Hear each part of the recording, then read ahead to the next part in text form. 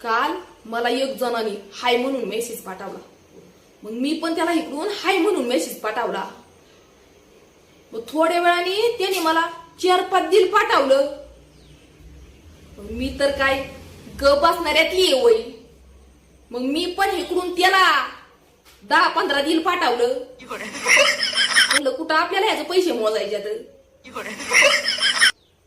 मग थोड्या वेळाने बघते तर काय त्याने मला तिकडून त्याचा बँकेचा अकाउंट नंबर पाठवला. या माझ्या नक्की लक्षामध्येच येईना नक्की या नंबर कशाचा असावा.